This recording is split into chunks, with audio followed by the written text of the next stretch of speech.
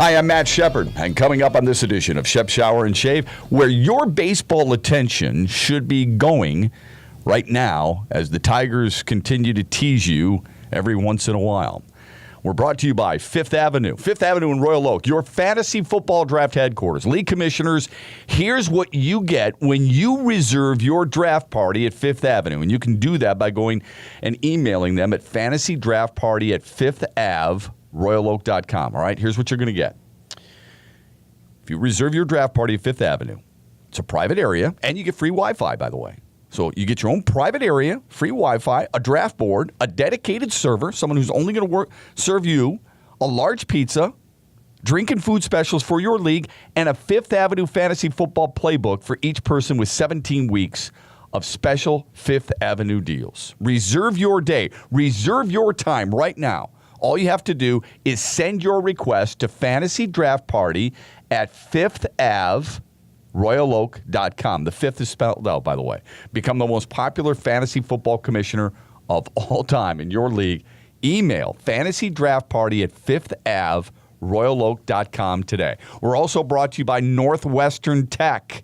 They've been doing their hands-on program to train you for HVAC for the last 38 years. Their flexible scheduling allows you to keep working your job while training for an actual career. You can get trained, certified, and into the field in only 10 and a half months at Northwestern Tech. Call them at 248-358-4006. We're also brought to you by Nate Knopf Designs. See his work on Instagram and on Facebook. He is the master of the creator of the Shep Shower and Shave logo. All right, baseball season continues, and I know you're looking forward to football season, and so am I. The Lions' first preseason game is this Sunday in Indianapolis. I'll be going down to Indianapolis as the Lions and Colts have practices with one another coinciding on Thursday and Friday. But I can't help but look back on the weekend and think about the Tigers a little bit. Sure, I was at the Lions mock game on Saturday, and you can take a little bit out of that. But let's talk specifically about the Tigers per se. And I think this is what frustrates the Tigers fan base. They win a series from Houston, and Houston's a really good baseball team.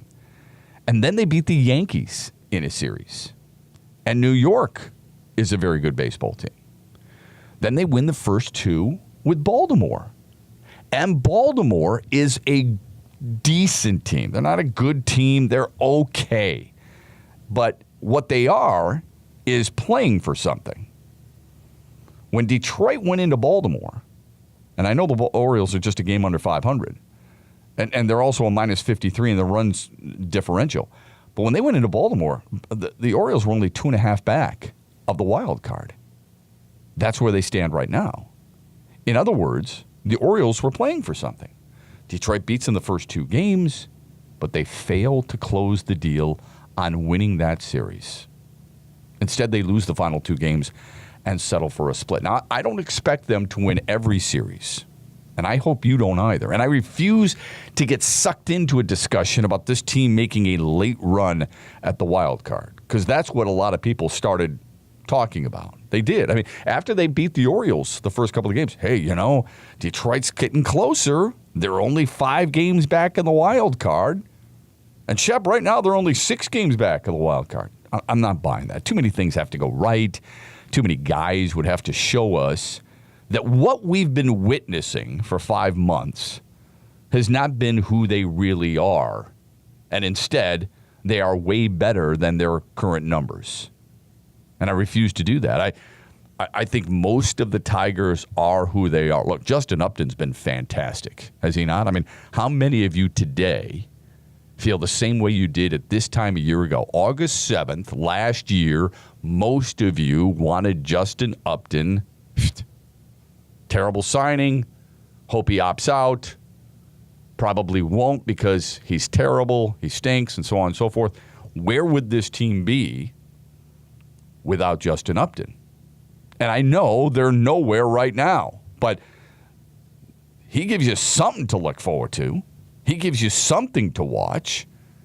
You look at him and you think, okay, hey, listen, he's batting .280, right? He's got 21 bombs, driven in 78 to 80. He's got a good OBP, leads the team in hits. He leads the team in just about every offensive category. How can you not respect that? I hope you do. And I mean this because there's too many of us out there who had him dead and buried. I know he leads the team in strikeouts too. I know. Yeah, that's going to happen. Aaron Judge leads the Yankees in strikeouts, by the way. And I know Justin Upton's not Aaron Judge per se, but he's had a really good, solid season. My guess is most people, if they can admit it to themselves, if they can actually come out and say, you know, the old Fonz, I was wrong. If you can admit that and come to grips with the fact that he's played good baseball this year and stop it with they haven't played for anything. That's absolute bullcrap. But if this team truly wants to prove skeptics and doubters wrong, they need to win the series.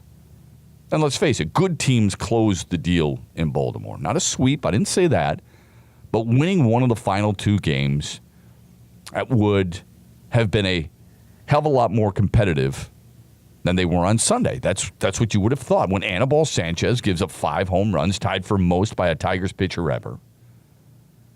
The Orioles scored 4 in the first, and think about that. Think about what that does to a team on the road right away in a getaway day. You're trying to get to your next destination, Pittsburgh. It's an early game. You lost one the night before. You want your starter to go out there and immediately send the message, hey, we're here to compete. We're here to spoil it for you. I'm going to try to regain the momentum that we lost yesterday. And Sanchez, with his mistakes being deposited in the seats, gave his team no chance to win from the time he started warming up. And that's deflating. It really is. So meanwhile, you see guys like Aaron Judge drill his 35th homer.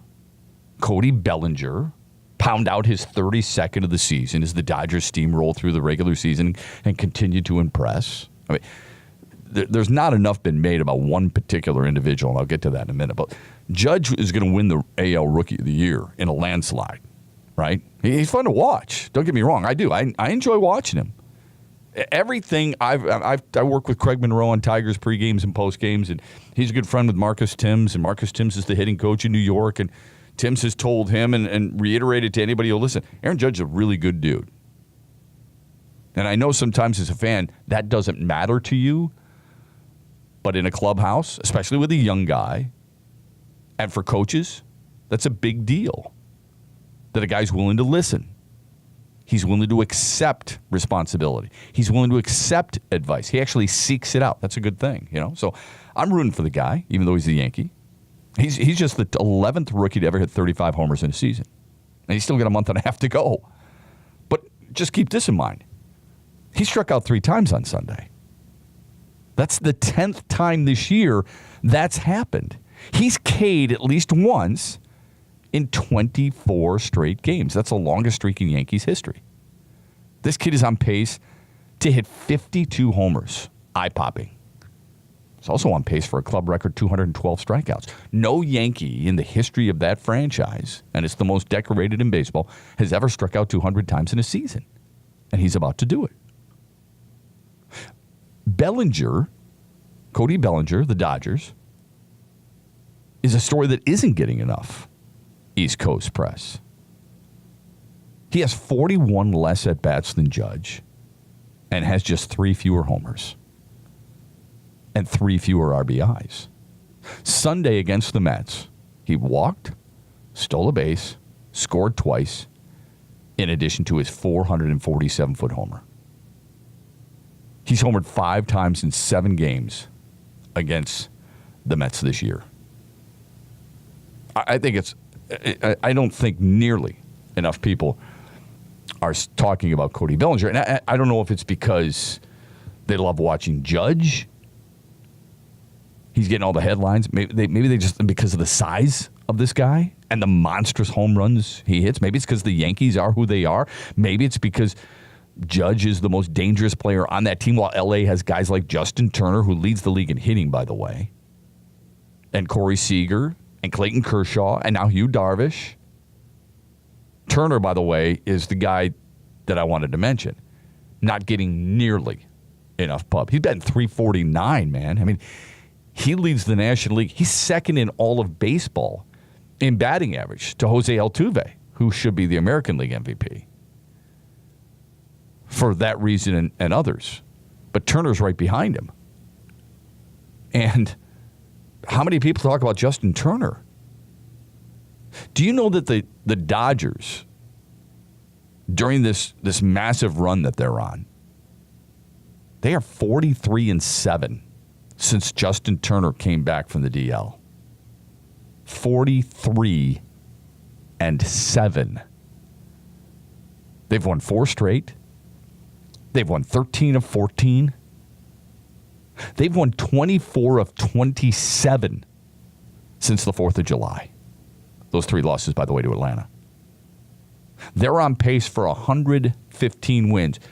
Without trying to be too knee-jerk of a reaction, without trying to get too far ahead of ourselves, without trying to be too much into today's moment, today's the day, this year's the year, like so many people like to do these days. Oh, this guy's the best I've ever seen. This is the greatest team I've ever seen. Regular season-wise, they're on pace to win 115 games. Regular season-wise, one of the best regular seasons ever. Ever. They're just the 4th big league team to win 43 or more over a 50-game stretch. They're the first team to do it since the 1912 New York Giants, says Elias Sports Bureau. 1906 Cubs, 1884 team called the St. Louis Maroons. So maybe we should be paying a little bit closer attention to Bellinger, because L.A. would not be where they are without him. Now, L.A.'s done some really special things, as I mentioned, with Justin Turner back in that lineup, but they've also done some things, I think, wisely that Dave Roberts has decided to do. Look, Yasiel Puig was a pain in the ass. He puts Yasiel Puig back in the lineup and puts him in the 8th spot, and he's thrived there. It would be a shame, and I've got no skin in this game, but it'd be a shame to see a team play as well as this team has. 79 wins. They got a winning percentage of over 71%. They're 47 knockouts at home, by far and away the best in baseball. 47 wins at home. You know who has the most wins in the American League? Boston. They've got 36. That's the next closest in the National League as well, by Arizona. But that's not what is most impressive. They've got the best starting pitching and the best bullpen as well. The Dodgers do.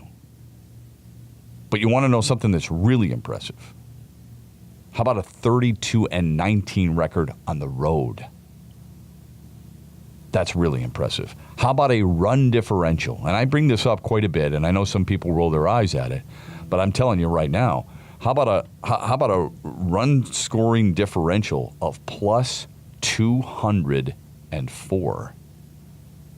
That tells you something about the Dodgers. I mean, they can flat out rake, but they can also pitch. And it leads us back into the discussion with the Tigers. And it's because of this. When you look at Los Angeles, and I look at their roster, and I think to myself about windows of opportunities. You know, we've always talked about that with the Tigers quite a bit. Oh, we got to seize the moment with their window of opportunity, right? We think about how old guys are. I mean, that's just kind of the way it works in sports. We can't help but look at a couple of things. How much they're getting paid and how old they are. Think about this. Bellinger's 22. Seager's 23. I know there are some guys. You know, Turner, I think, is 32 or whatever. Puig, if you want to keep him involved, is 26. Jock Peterson is 25. All right? Now, that is the primary, those are the primary guys. I mean, Clayton Kershaw is still 29. That's it. He's 29 years young. Forget about Yu Darvish for a moment. Kenley Jansen's 29. Kenta Maeda's 29. Ryu is 30. Alex Wood is 26. They don't have a bunch of old men, baseball-wise. And if they do have a guy who is a little bit older than you would like, all he is a role player to a certain extent. I mean, like I said, Turner's 32, Chase Utley's 38. Logan Forsythe plays second base. He's only 30.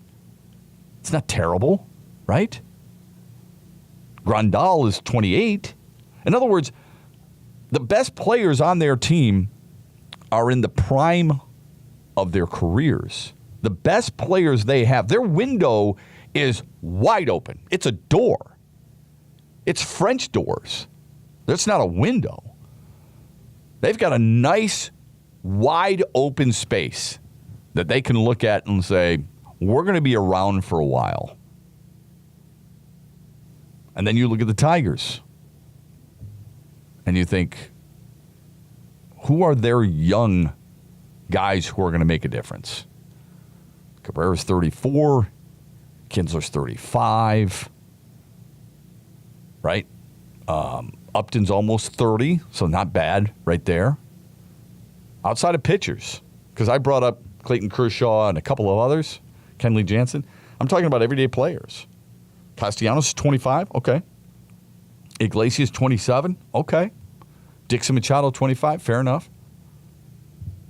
Are those guys on everybody's board in baseball that make you go, gotta have them? No, they're not. That's the concern. That's the primary concern. This franchise desperately needs some infusion of not just youth, but I mean good, strong, everyday playing youth. I mean guys who can come in and help right away. And they don't have it. How are you going to acquire that? Justin Verlander traded to Houston? I don't know. That could be part of it, I suppose. My problem with what Detroit has done, there was a time where it didn't matter because it's just prospects. I've never been a huge believer in you got to protect your prospects because a lot of those guys, they're not all that special. I mean, Drew Verhagen was a first-round pick, okay? But if Detroit has an opportunity, and this may be far-fetched, I understand, but if Detroit has an opportunity to trade Justin Verlander to Houston, and I know this is pie-in-the-sky kind of stuff, and get a kid by the name of Kyle Tucker. Kyle Tucker's their number one rated prospect, and he's only 20, and he's in Double-A, by the way, all right? And he can play. Or Derek Fisher, who's in Triple-A, having a nice season, batting over 300 in Triple-A, and is 23. That's it. Those are two outfielders. If you were able to get two of those guys, or just one of those guys, in addition to another player like a Forrest Whitley. Forrest Whitley is their second-ranked player, and he's just an A-ball, but eventually you're going to see a guy like that.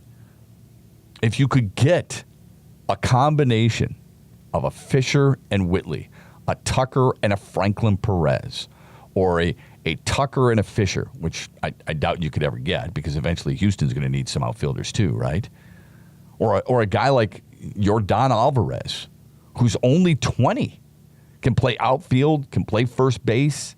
He's one of their high-ranking young prospects. Get them with a guy who's pretty close to being baseball ready, and suddenly you've got an opportunity, at least for people to go, you know what? I'm really looking forward to watching this team and seeing these guys grow.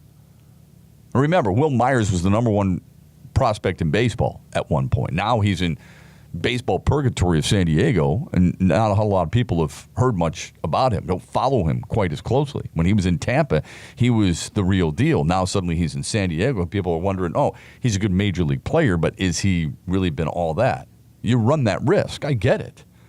But Detroit needs not just an infusion in their minor league system, and this is what's hard about it. It's sort of like the city of Detroit, man. Okay, the city of Detroit for 50 years has been, to a certain extent, a wasteland where people have just said, forget it.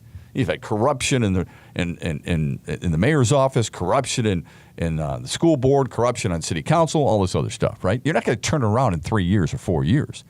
They're doing a great job. It's starting to come back. It's looking really good. You're starting at one point.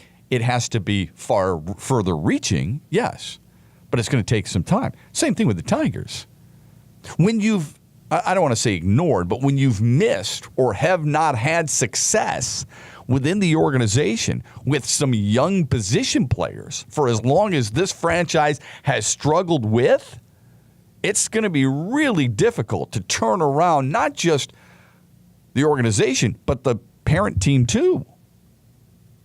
So in order for this team to get better and have a future of staying there like the Dodgers do, you want to acquire talent like they've done, Lugo and King, and Candelaria, and a number of other these guys. Good. They make these deals. They get these guys. It does spruce up their minor league prospect system a little bit, but eventually you're not trying to win games for Toledo or Erie or Lakeland or West Michigan. What you're trying to do is win games for the Detroit Tigers. This allows them to replenish what has been a depleted prospect system, groom guys for what they hope will be major league ready down the road. What you'd like to see is a couple guys you acquire be major league ready next year. Kyle Tucker, Derek Fisher, they would be. Both those guys could, would, should, maybe will be in the major leagues next year. And it would be worth surrendering, at least I think, for Detroit, probably not for Houston, a guy like Justin Verlander. Because if you look at it, they're the team that didn't make that key move. And Derek Fisher is actually up with the team anyway. But they've got guys like Marwin Gonzalez. They've got Jake Marisnick. Both guys are in their mid to late 20s. Marisnick's 26. Gonzalez is 28, right? They've got guys. I mean, Josh Reddick is a guy. I forget what his contract situation is, but I mean, Josh Reddick, maybe they'd rather just keep Derek Fisher there and move Marwin Gonzalez to first base. But first base has been, they've done a better job at taking care of first base there too. If you can get a guy like a Kyle Tucker, who I know Houston doesn't want to part with, or take the Fisher kid, throw another high-end prospect that may help your Toledo or Erie while he gets groomed, you're hoping for an everyday player. I don't think that's too much to ask either. Why would it be? When the guy you're surrendering is an ace, when the guy you're surrendering should push you over the top, and not just this year, but next year. Think about it. Next year, that team, Justin Verlander, still right, would have him, and would have Keuchel, and would have McHugh, and Peacock, and Fires. What's wrong with that? Absolutely nothing. That's what I'm hoping they look at. Oh, and Lance McCullers, too, who's only 23. That's what I'm hoping Houston looks at. Now, Houston, in fairness, if you think about it, they got 71 knockouts. Right now, they're doing pretty well. They're looking at it from a standpoint of no one's even close to us in the American League. We got home field wrapped up, and we've been pretty good at home. They've actually been better on the road. I mean, they're 38-15 on the road as we speak. That's better than the Dodgers are on the road. No one's been better on the road than Houston. So maybe the home field advantage thing for them is almost a negative. But the point is, they've got a nice window themselves because they've got a nice influx of youth and veteran leadership. Tigers wish they had that. They don't. That's why when you look at the Dodgers and you look at the Astros and you look to a certain extent at the Yankees, you think to yourself, and maybe this is how a lot of people were thinking about the Tigers back in 2006. I don't know. But you look at it and you think to yourself, they're going to be around for a while. We're going to have to contend with them for a while. We better get better quickly. You want to get better at your fantasy football? It's easy. You go to Fifth Avenue in Royal Oak. It's your fantasy football draft headquarters. Folks, email them. fantasydraft@5thAveRoyalOak.com. And here's why I tell you to do it. You're going to get, if you reserve your draft party there, private area, free Wi-Fi, a draft board, a large pizza, a dedicated server, drink and food specials for your league, and you will receive a fantasy football playbook, courtesy of Fifth Avenue, with 17 weeks of special Fifth Avenue deals. You want to be the most popular fantasy football commissioner of all time in your league? Your first decision should be, I'm going to Fifth Avenue. I'm going to do football draft headquarters at Fifth Avenue. I'm going to email them, fantasydraftparty@fifthavroyaloak.com. You may not draft all that well. You may not pick the right guys, right? You may have a couple of things that people in your fantasy league complain about. That's inevitable. The one thing they won't complain about is Fifth Avenue's football draft party because of the private area, the Wi-Fi that is free, a draft board, a large pizza, food and drink specials, a dedicated server. It's beautiful. Absolutely beautiful. Email them today. fantasydraftparty@fifthavroyaloak.com. We're also brought to you by Northwestern Tech. HVAC is all they do. Over the last 38 years, they've perfected their hands-on program. Get trained and get trained right. So go to Northwestern Tech in Southfield.